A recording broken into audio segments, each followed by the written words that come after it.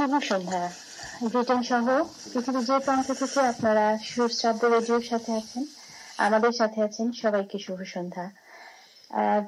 শুরু থেকে যারা আমাদের সাথে আছেন তারা জানেন যে আমাদের এই নিয়মিত আয়োজন রবিবারের আড্ডা প্রত্যেক সপ্তাহের মতো এবারেও একটা বিশেষ কিছু নিয়ে আমরা আপনাদের সাথে আড্ডায় যোগ দেব।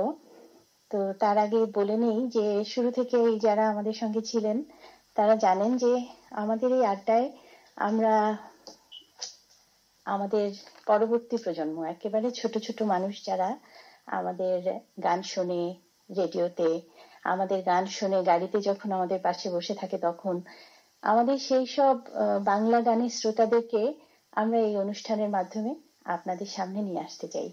আমরা আপনাদেরকে জানাতে চাই কানে কানে আমাদের বাংলা গান এই প্রজন্মের কাছে পৌঁছে গেছে। আজকে আমাদের বিষয়বস্তুটা একটু অন্যরকম। বাচ্চাদের কাছ থেকে যেহেতু গান শুনবো, তাই বাংলা ব্যান্ডের গান নিয়ে আজকে আমাদের এই আয়োজন। বাংলা ব্যান্ড এবং বাংলা ব্যান্ড সঙ্গীত নিয়ে আজকে আমাদের আড্ডায় আজকে আমার সাথে তারেক ভাই আছেন। মাঝে মাঝেই আমরা তার কাছে চলে যাব, কারণ ব্যান্ড সম্পর্কে। আসসালামু আলাইকুম। আর আজকের অনুষ্ঠানটা ভীষণ মজার, কারণ নিউক্যাসল থেকে আমি আপনাদের সাথে কথা বলছি, কিন্তু আজকে আমার সঙ্গে যেসব ক্ষুদে শিল্পীরা আছেন তাদের কেউ ব্র্যাডফোর্ড থেকে, কেউ লন্ডন থেকে। তো সবার সঙ্গে আমরা গল্প করব এবং তাদের কাছ থেকে বাংলা গান শুনবো, ব্যান্ডের গান শুনবো। আরেকটা জিনিস যেটা জানলাম, জেনে খুব ভালো লাগলো যে আপনার এই উদ্যোগটাতেই ওদেরকে ব্যান্ডের গান গাওয়াতে যে ভাবনাটা তৈরি করেছে, এটা তো খুবই ভালো। মানে একটু আগে উনি বললেন যে মানে কখনো অন্য গান করা হয় কিন্তু ব্যান্ডের গান যে ওরা গাইবে এটা উনি এর আগে ভাবেননি। আপনার কাছ থেকে অনুষ্ঠান সম্পর্কে মানে অবহিত হওয়ার পর বিষয়টা খুবই ভালো। এবং ব্যান্ডের গান কেন গাইবে না, আমাদেরই তো গান, এবং আরো আরো বেশি করে গাইবে। এবং আমার তো মনে হয় যে ব্যান্ডের গান একটা বিরাট জোয়ার এনেছিল আমাদের বাংলা গানে, এনেছিল এবং আছে, থাকবে। তো নিশ্চয়ই ওদের আমরা অনুষ্ঠানটা এ নিয়ে আরো অনেক গল্প করব তারেক ভাই। অনুষ্ঠানের শেষে আপনার আর আমার ব্যান্ড সম্পর্কে অনেক কিছু জানানোর আছে আমাদের শ্রোতাদের, এবং আড্ডা দেওয়ার আছে। আমাদের আরেকজন খুদে শিল্পী অনেক আগ্রহ নিয়ে অপেক্ষা করে আছেন। আমরা এবার চলে যাব রাইনের কাছে। রাইন, তুমি আছো আমাদের সাথে? আমার নাম রাইন রাবিব, আমার বয়স 12 বছর। আজকে আমি একটা বাংলা ইনস্ট্রুমেন্টাল গান বাজাবো। ব্যান্ডের গান? Bangla band renaissance song. গানটি হলো ভালো লাগে রচনারাদের। বাহ। গানটি সুর করেছেন নাকিব খান। আশা করি তোমাদের ভালো লাগবে। নিশ্চয়ই নিশ্চয়ই। আমরা তাহলে একটা ইনস্ট্রুমেন্টাল ব্যান্ডের গান শুনে আসি এখন। হ্যাঁ, সেটাই। আমি এখন বাজাবে। ঠিক আছে, বাজাও, আমরা তোমার সাথে আছি।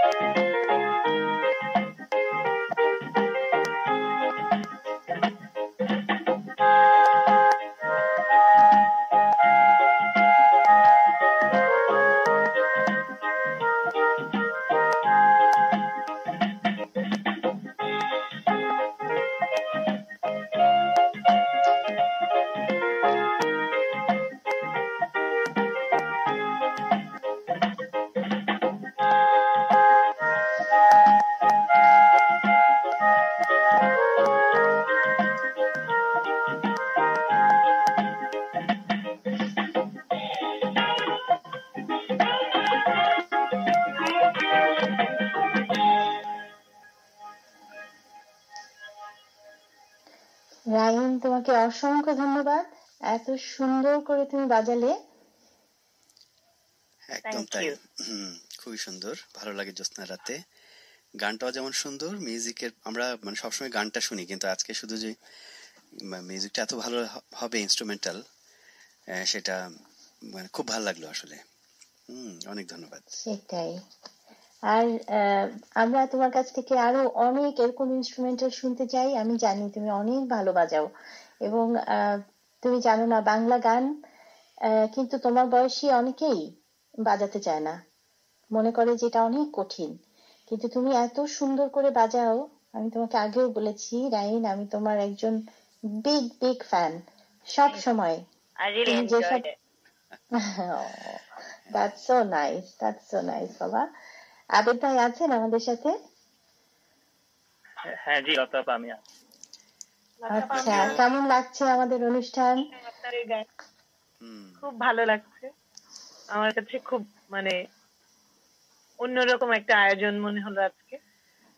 বাংলা ব্যান্ডের গানের প্রতি আমাদের যে একটা কি বলবো, যে স্মৃতিময় মোহ, সেই জিনিসটা আবার আপনারা আমাদেরকে ফিরিয়ে নিয়ে গেলেন সেই দিনগুলোতে আর কি। খুব ভালো লাগছিল গানগুলো। সত্যি তাই। আমরা যারা 90-এর মাঝামাঝি বা 90-এর শেষের দিকে যারা বিশ্ববিদ্যালয় বা বুয়েট, মেডিকেল মানে ঢাকার বিভিন্ন শিক্ষা প্রতিষ্ঠানে আমাদের পড়াশোনা করার সুযোগ হয়েছে, তাদের কাছে ব্যান্ড এবং ব্যান্ডের গানের জনপ্রিয়তা অন্যরকম। আমরা উন্মুক্ত মঞ্চে দাঁড়িয়ে ব্যান্ডের গান শুনতাম। সেসব দিনগুলোতে মনে হতো যেন আমাদের জীবনের একটা অংশ এই গানগুলো। মানে তারুণ্যে ভরা প্রাণ প্রাচুর্যে ভরা গান, তাই না? এবং একদম তাই, মনের কথাটা বললেন ভাইয়া। নতুন করে ভালো লাগতো সেই বড় বড় তাই না লাইভ লতা আপা, কনসার্ট। মনে করেন আমাদের ইউনিভার্সিটি লাইফ গুলোতে মানে র্যাক ডে বলেন, লেভেল পূর্তি বলেন, ওই স্মৃতিগুলোও কিন্তু মনে হয়ে যায় এই গানগুলো। এবং ব্যান্ড ছাড়া মনে হয়, ব্যান্ডের গান ছাড়া মনে হয় সেটা পরিপূর্ণই হতো না। এটা মানে অনবদ্য একটা বিষয় ছিল। আর আগে তো অন্যরকম ছিল, যেহেতু মানে বাংলা টিভি ছাড়া অন্য কোনো চ্যানেল সেরকম ছিল না। তো যখনই যেদিনই ব্যান্ডের গানের অনুষ্ঠান থাকতো, সবাই সব কাজ ছেড়ে একদম আমরা বসে যেতাম সময় মতন। আমার মনে আছে আমাদের বাসাতে আমরা রেকর্ড করতাম টিভি থেকে। আসলে ভীষণ জোয়ার ছিল তখন। কিন্তু আমাদের একটা প্রজন্মের কাছে ব্যান্ডকে মানে জনপ্রিয় করতে এই ব্যান্ডের শিল্পীদেরকে কিন্তু অনেক কাঠখড় পোড়াতে হয়েছে। আমরা সেসব নিয়ে একটু আলোচনা করব আমাদের অনুষ্ঠানের শেষে। আবেদ ভাই, নাজাপা এবং রাইম, সবাইকে অসংখ্য ধন্যবাদ আজকের অনুষ্ঠানে আমাদের সাথে থাকার জন্য, এতটা আনন্দ দেওয়ার জন্য। আগামীতে আরো অনেক অনেক কিছু নিয়ে আমরা আপনাদের সাথে অনুষ্ঠানে আসবো। লতাপা, আপনার উদ্যোগটা ছিল অনন্য এবং আপনি মানে দীপটা জ্বালিয়ে দিলেন আর সবাই প্রজ্বলিত হলো অত সুন্দর করে আজকে। খুব ভালো, থ্যাংক ইউ। এত সুন্দর, এত সমৃদ্ধ আমাদের সঙ্গীত ভান্ডার, এবং যেদিকে আমরা হাত দিই সেখানেই মানে কি বলবো, অনবদ্য এত সুন্দর সুন্দর এক একটা সৃষ্টি রয়ে গেছে যে এগুলোকে আমাদের ঝুড়িতে নিয়ে আসলে প্রত্যেক সপ্তাহে আমরা কিছু না কিছু নিশ্চয়ই শ্রোতাদেরকে দিতে পারবো। হ্যাঁ, আর তারেক ভাই, এই যে মানে ব্যান্ডের তো যাত্রাটা শুরু অনেক পরে, মানে আমার মনে হয় তার আগে আরো অনেক অনেক গান আমরা শুনতাম। আমাদের আগের প্রজন্মের যারা, আমাদের শ্রদ্ধেয় যারা, তারা শুনতেন। তারপরে হঠাৎ করে যখন ব্যান্ডের গানটা, এই যে আপনি বললেন 90-এর, হয়তো আর একটু আগে থেকে শুরু হয়েছে, তারপর ওই সময়টা একেবারে 72 ওই আমাদের মুক্তিযুদ্ধের পর থেকেই মূলত আজম খান, ফেরদৌস ওয়াহিদ, মানে কি বলবো, ফিরোজ শাহ, জানে আলম, আরো কিছু ব্যান্ডও ছিল, জিঙ্গা শিল্প গোষ্ঠী, তারা গাইতেন এত সুন্দর করে। সেই গানগুলো তো নতুন ধরনের মূর্ছনা তৈরি করতো আসলে। এবং কি জানি, আপনি কি যেন স্মৃতি রোমন্থন করতে চাচ্ছেন, আপনি বলুন, তারপরে হয়তো আপনার সঙ্গে আমি প্রসঙ্গ। না, আজকে তো আমরা আপনাকে পেয়েছি, এটা আমাদের অনেক বড় সৌভাগ্য, কারণ আপনার ব্যস্ততার কারণে আমরা আপনার কাছে মানে আপনাকে পাই না। আজকে আপনার কাছ থেকে একটু দু একটা ব্যান্ডের গান শুনবো, সেই লোভ তো রয়েই গেছে। তারপরেও যেটা বলতে চাচ্ছিলাম, সেটা আজম খানের কথা বললেন। উনি তো আসলে আমাদের প্রবাদ পুরুষ এই ব্যান্ডকে উৎসাহিত করার পেছনে ওনার অবদান কখনোই ভোলা যাবে না। এবং এই জন্যই তাকে গুরু বলেন সবাই, এবং সেটা কোনোভাবেই বাড়িয়ে বলেন না, একেবারে যুক্তিসঙ্গত। কারণ উনার যে ব্যান্ড ছিল উচ্চারণ, উনি মুক্তিযুদ্ধে তো একেবারে সম্মুখ সমরে যুদ্ধ করা একজন মুক্তিযোদ্ধা। এবং উনি যুদ্ধ শেষে যখন ফিরে এলেন, তখন উনার নিজের সাক্ষাৎকারেই উনি বলেছেন যে তখন আমি চাচ্ছিলাম যে তরুণদেরকে একটা কিছুর মধ্যে মানে নিয়ে আসা, ভালো চিন্তা, এবং উনি গানটাকে ধরলেন তখন। আর এত জনপ্রিয় হয়েছিলেন মানে তিনি তখন, এবং তার গানগুলো, যেটা মানে খুবই একটা অন্যরকম আবেশ তৈরি করলো। এবং আমার মনে হয় ব্যান্ডের শুরুটা কিন্তু বাংলাদেশের ভূখণ্ডেই, আমি বলবো ব্যান্ড সঙ্গীত যেটা, বাংলা ব্যান্ড সঙ্গীত বা পপ সঙ্গীত যেটা বলেন, এবং তারপরে তো এপার বাংলা ওপার বাংলা সব জায়গায়, কিন্তু শুরুটা কিন্তু ওই সময় আমার মনে হয়, মানে আমি যদি ইতিহাসে কোনো ভুল না করি, আমার যতটুকু জানা।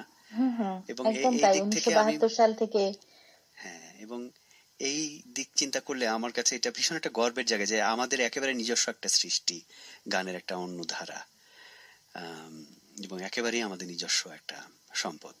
এত ভালো ভালো ব্যান্ডের গান সেটাই হয়েছে। এই যে প্রথমে যে গানটা হলো সোলসের মন শুধু মন ছুঁয়েছে, কত দিন আগের একটা গান, এবং একদম, এবং ইতিহাস এপার বাংলা ওপার বাংলায়, সেটাই, সমস্ত এটা একটা জায়গায়, ইতিহাস। আহ, হুম, এবং কত সুন্দর কথা, সুর এবং সেই মিউজিক সবকিছু ব্যান্ডের সেটাই গানের মানে একেবারে এরা মানে কি বলবো, কিংবদন্তি এক একটা গান। কিংবদন্তি, সেটাই। এবং এমন কেউ নাই বোধহয় যার এই গানটা গুনগুন করতে ইচ্ছা করেনি এবং এই গানটা করেননি, এরকম মানে আমার কাছে তো মনে হয় যে যে কোনো অনুষ্ঠানের প্রাণ ফিরে পাওয়ার জন্য যখন মনে হয় যে সবাই মিলে একটা কিছু করি, তখনই মন শুধু মন ছুঁয়েছে চলে আসে আমাদের মনে। একদম তাই। এবং একজন মানুষের কথা মনে হয়, হ্যাঁ, অনেক শ্রেষ্ঠ মানুষ আছেন, আমি কাউকে একজনের কথা বলে আরেকজনকে খাটো করবার কোনো প্রশ্নই নাই, কিন্তু এই যে যেহেতু এই গানটির প্রসঙ্গ আসলো, নকিব খানের কথাই মানে বলতে চাই। গানটির সুর তার, এবং তার বড় ভাই লিখেছিলেন গানটি। আর আচ্ছা, নকিব খানের আরো যে কত অসাধারণ, এই যে রেনেসার গানগুলো নকিব খানেরই লেখা, হ্যাঁ, সুর করা, প্রায় সবই তো প্রায় তার। হ্যাঁ, অধিকাংশই তার। এবং এই মানুষটি সেটাই। চুপচাপ স্বভাবের একজন মানুষ, কাজ করে গেছেন, কিন্তু কি অনবদ্য সব সৃষ্টি করে গেছেন, মানে আমরা হয়তো টের পাচ্ছি না এখন, কিন্তু তার সেটাই অনেক সুন্দর সুন্দর সৃষ্টি। অন্য ব্যান্ডের কথা তো বটেই, সবাই সবাই, কিন্তু রেনেসা একেবারে রেনেসাই হুম, করেছেন আসলে। আজকে সত্যি।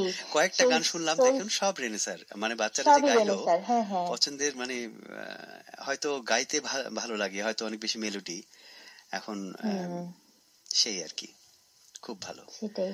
তো ভাইয়া, আমরা আপনার কাছ থেকে একটা গান শুনে ফেলি। এর ভিতরে আমার আপনার তো আসলে আজম খানের কথা বলছিলেন, আজম খানের কোনো একটা গান শুনতে পারি আপনার কাছে? আহ, আসলে ওরে ইদানিং, মালেকা ওরে সালেকা, অথবা আলালো দুলাল। আচ্ছা, তো ওই যে আমাদের ওই ঢাকার কথা আসলো, ব্যান্ডের কথা আসলো, তো আমার হুম, মনে হয় হুম, ঢাকা, পুরনো ঢাকা, মানে ঢাকা বিশ্ববিদ্যালয় তো আসলে পুরনো ঢাকার কাছাকাছি বলা যায়।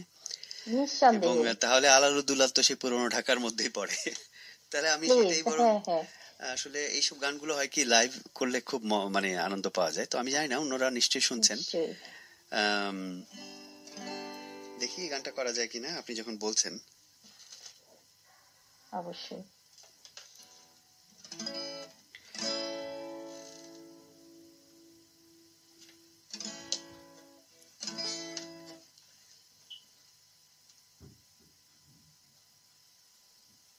আমার গিটারের সাউন্ড পাওয়া যাচ্ছে?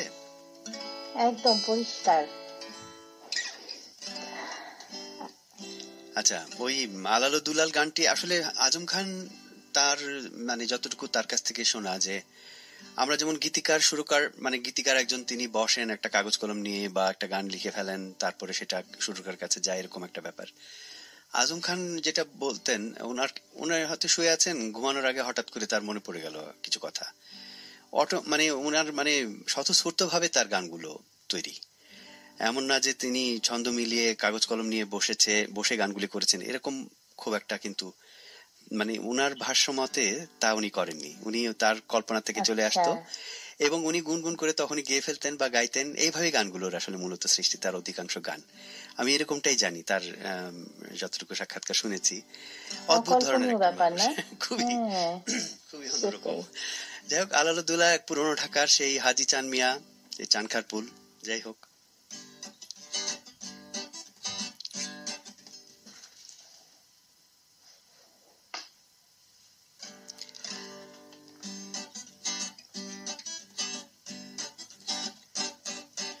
আলালো দুলাল, আলালো দুলাল, আলালো দুলাল, আলালো দুলাল, তাদের বাবা হাজি চান, চানখার পুলে প্যাডেল মেরে পৌঁছে বাড়ি।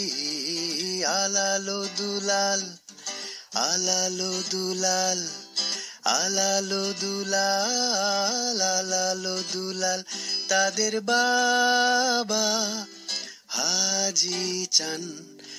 আলাল যদি ডাইনে যায়, দুলাল যায় বায়ে, তাদের বাবা সারাটা দিন খুঁজে খুঁজে মরে। আলাল যদি ডাইনে যায়, দুলাল যায় বায়ে, তাদের বাবা সারাটা দিন খুঁজে খুঁজে মরে। আলাল কই, দুলাল দুলাল কই, নাই রে নাই রে নাই রে নাই, আলালো দুলাল, আলালো দুলাল, আলালো দুলাল, আলালো দুলাল, তাদের বাবা হাজি চান।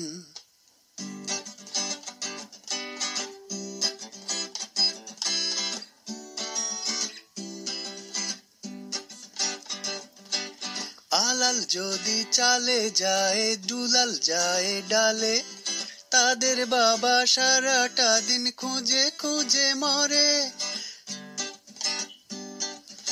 আলাল যদি চালে যায়, দুলাল যায় ডালে, পাড়াটারে জ্বালায় তারা সারা দিন ধরে।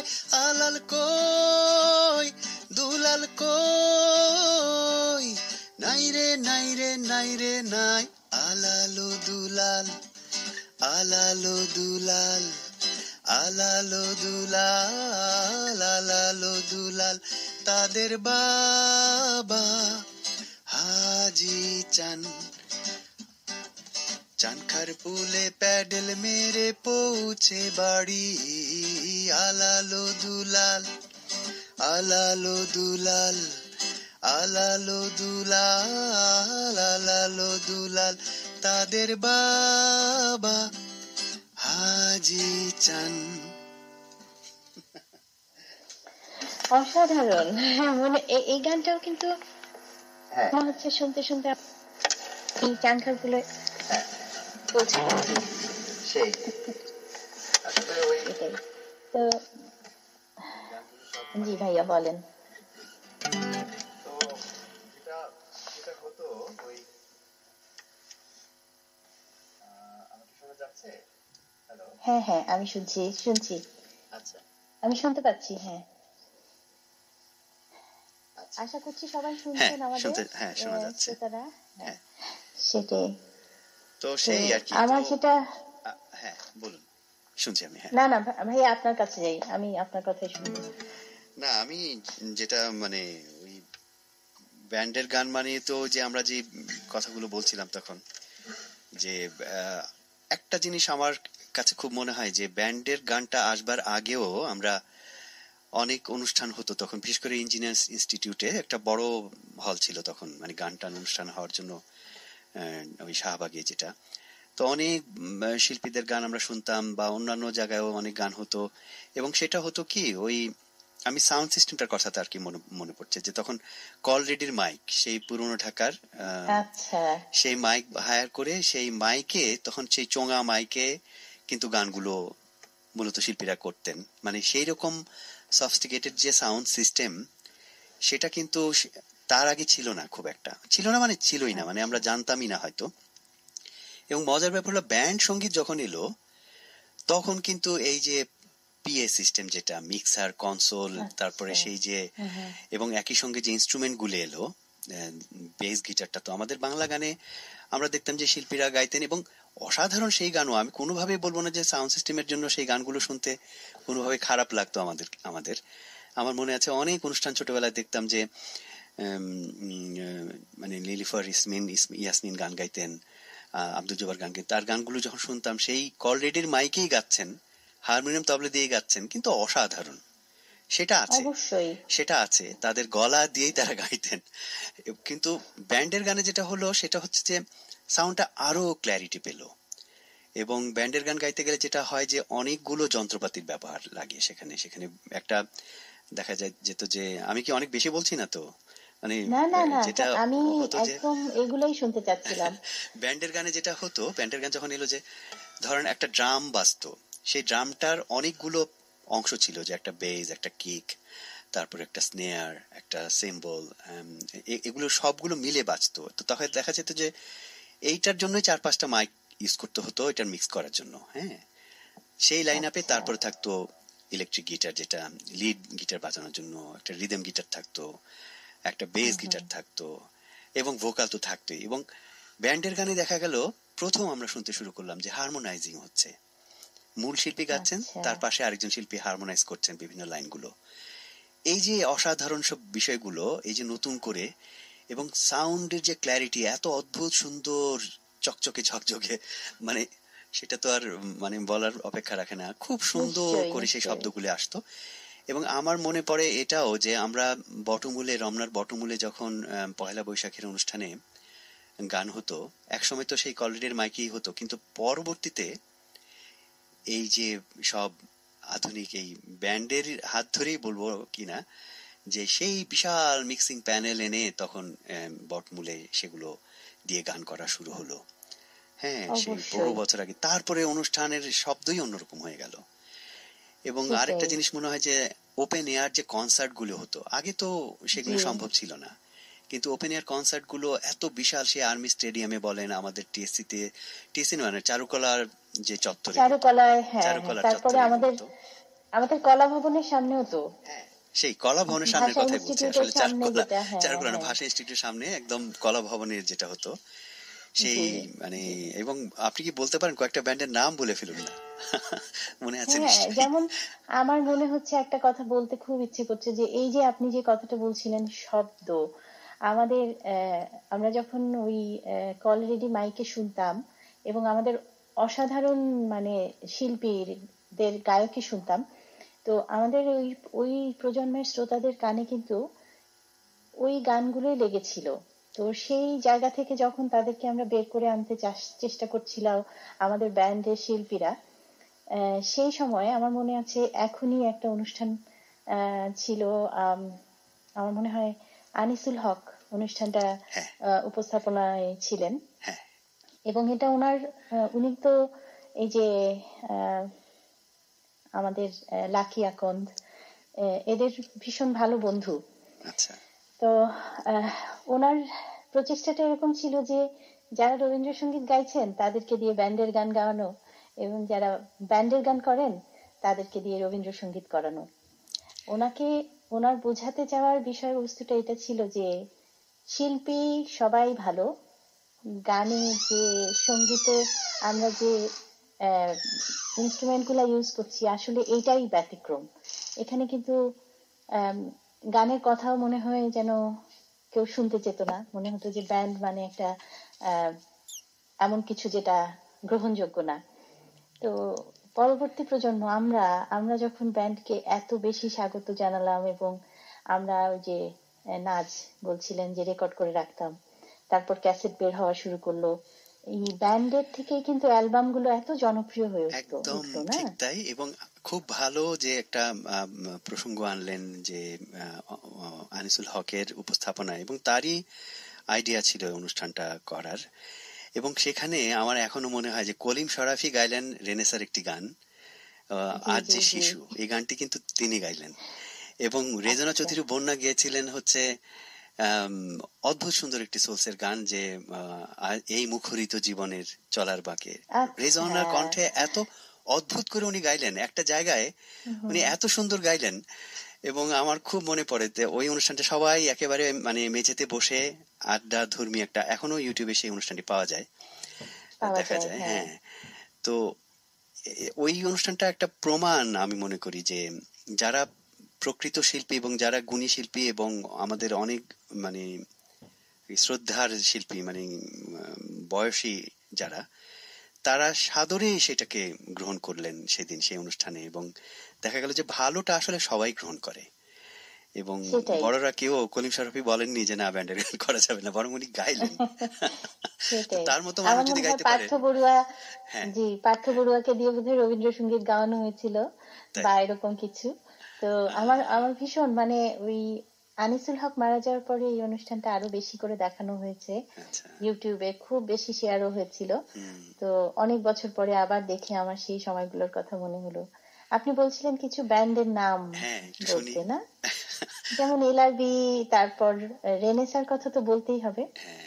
আসলে নকিব খানের যাত্রা তো শুরু সোলস থেকে, তাই না? সোলস আসলে অনেক শিল্পী তৈরি করেছেন, কিন্তু সোলস ব্যান্ডটাতে সেই মানে মানে ভালো ভালো যত ব্যান্ডের যত লাইন আপে যারা ছিলেন তাদের অনেকেই কিন্তু সোলস থেকে আসা। এটা চমৎকার একটা যেমন কুমার বিশ্বজিৎ, তপন চৌধুরী, সবাই তো সোলসেরই সদস্য ছিলেন এক সময়। একদম তাই। তো তারপরে নকিব খান যেমন এসে একেবারে রেনেসা করে ফেললেন এবং বাচ্চু করলেন এলআরবি। হ্যাঁ, জি। তারপরে আরো ব্যান্ড যেমন ফিডব্যাক ছিল, তারপরে চাইম ছিল, তারপর মাইলস ছিল। মাইলস তো মানে ভীষণ রকম। আরো আগে যদি যাই, আরো পেছন থেকে যদি যাই, অবস্কিউর একটা ব্যান্ড ছিল, নোভা একটা ব্যান্ড ছিল। অদ্ভুত অদ্ভুত সেই সুন্দর সুন্দর গানগুলো তারা তৈরি করেছিল। অবস্কিউর, তারপরে প্রমিথিউস, এরকম বেশ অনেকগুলো ব্যান্ডই আমার সব মনে নেই একটা একটা করে। যেগুলো মনে হচ্ছে না তাই বলে যে তারা ভালো ছিল না তা না। ওয়ারফেস বলে একটা ব্যান্ড ছিল যারা খুব রক গান করতেন। ঠিক। তারপরে আমাদের ইয়েকেও ভুলে গেলে হবে না, মাকসুদ ভাইকে, মাকসুদ এবং ঢাকা। হ্যাঁ, সেটাই। উনি ঢাকা তো ফিডব্যাক থেকেই, মানে ফিডব্যাকই ছিলেন প্রথমে মাকসুদ ভাই, তারপরে ঢাকা করলেন মনে হয়। তো মাইলসের যেটা একটা 80 দশকের শুরুতে কিন্তু মাইলস ওরা লাইভ চাঁদ তারা সূর্য নও এই গানটা দিয়ে তো জি ভীষণ জনপ্রিয় একটা লাইভ অনুষ্ঠান করতেন হোটেলগুলোতে, না? আচ্ছা, হ্যাঁ, প্রথম দিকে। তো তারপরে প্রথম দিকে একদম, এবং ওনাদের প্রথম অ্যালবাম বের হলো, সেটা ইংলিশ ছিল। সেটা নিয়ে অনেক সমালোচনা হলো যে এরা বাংলা গান লিখতে জানে না, সুর করতে জানে না। তার উত্তরে এই চাঁদ তারা শিরোনামের একটি অ্যালবাম বের হলো আর কি। তো আমার ঠিক মনে নেই যে চাঁদ তারা দিয়ে শুরু না, তার আগেও বাংলা করেছেন, কিন্তু ওনারা বাংলা গান করে দেখালেন যে না, সম্ভব। তারা অনেক সুন্দর বাংলা গান করলেন। সেটাই। এবং আমার এখনো মানে এত ভাল লাগে ওই স্মৃতিগুলো মনে হলে, যে আমরা যখন লাইভ শোগুলি দেখতাম এত ভাল লাগতো, মানে সেটা একটা রোমাঞ্চকর অনুভূতি। এবং আমার মনে হয় যারা শুনছেন তাদের সবারই একই রকম অনুভূতি হওয়ার কথা। ভীষণ ভীষণ ভালো লাগা সেই সব দিনগুলো। এবং ব্যান্ড না থাকলে ওই সব, এবং ব্যান্ড যখন ওই সাউন্ড সিস্টেমে গান শুরু করলো, তখন কিন্তু আস্তে আস্তে আমি দেখেছি যে একই সাউন্ড সিস্টেমে আমাদের ফাতেমাতুজ জোহরা এসে নজরুল গীতিও গেলেন। আবার আমাদের সুবীর নন্দীকে তো আমরা, সুবীর নন্দী ছাড়া আমাদের ওপেন এয়ার কনসার্ট গুলো কিন্তু হতোই না। সুবীর নন্দীকেও আমার ভীষণ ভীষণ আমার প্রিয় একজন মানুষ। উনিও সেই তার প্রিয় গানগুলো ওই একই সাউন্ড সিস্টেমে গেতেন, এবং আরো অনেক বেশি সুন্দর মনে হতো তখন গানগুলো আমাদের কাছে, না? এবং সেটা এখন ধারাবাহিকতা রয়ে গেছে। হ্যাঁ, সেটাই। তারেক ভাই, অনুষ্ঠানে তো একদম শেষে চলে এসেছি। অনেক ধন্যবাদ আপনাকে। আমরা আরেকটা গান শুনবো, গান শুনতে কিন্তু চলে যাব।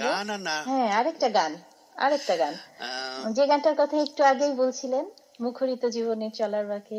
এটা এই গানটা একটু, আচ্ছা, আমি এটা 2-3টা লাইন করি, একদম সময় শেষ, কেমন? ঠিক আছে, এটা করি। এই গানটা শুনতে শুনতে আমরা চলে যাব বিদায়। আমি তার আগে শ্রোতাদের কাছ থেকে বিদায় নিয়ে নিচ্ছি। আমাদের সঙ্গে থাকবার জন্য অসংখ্য ধন্যবাদ। সবাই ভালো থাকবেন, সুস্থ থাকবেন। আগামী অনুষ্ঠান শোনার আমন্ত্রণ রইল। ধন্যবাদ। এই মুখরিত জীবনের চলার বাঁকে অজানা হাজার কত কাজের ভিড়ে, ছোট্টবেলার সেই রং করা মুখ সুর তোলে আজও এই মনকে ঘিরে। এই মুখরিত জীবনের চলার বাঁকে অজানা হাজার কত কাজের ভিড়ে, ছোট্টবেলার সে তো রং করা মুখ সুর তোলে আজও এই মনকে ঘিরে। শামুক ঝিনুকে ভরা বালুর চরে ঢেউয়ের সাথে নেচেছি, রঙিন স্বপ্নে আঁকা স্মৃতির মালা শৈশবে ফেলে এসেছি। শামুক ঝিনুকে ভরা বালুর চরে ঢেউয়ের সাথে নেচেছি, রঙিন স্বপ্নে গাঁথা স্মৃতির মালা সৈকতে ফেলে এসেছি। ওরে ছুটে যাই চলো সেই সাগর তীরে, ওরে খুঁজে নেই চলো ফেলে আসা মুক্ত হিরে।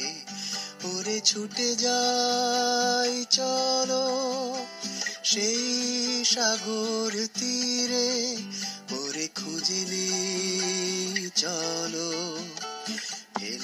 নেশা মুক্ত হিরে, এই মুখরিত জীবনের চলার বাঁকে অজানা হাজার কত কাজের ভিড়ে, ছোট্টবেলার সেই রং করা মুখ সুর তোলে আজও এই মনকে ঘিরে, সুর তোলে আজও এই মনকে ঘিরে, সুর তোলে আজও এই মনকে ঘিরে। সবাইকে অনেক অনেক ধন্যবাদ। শুভরাত্রি।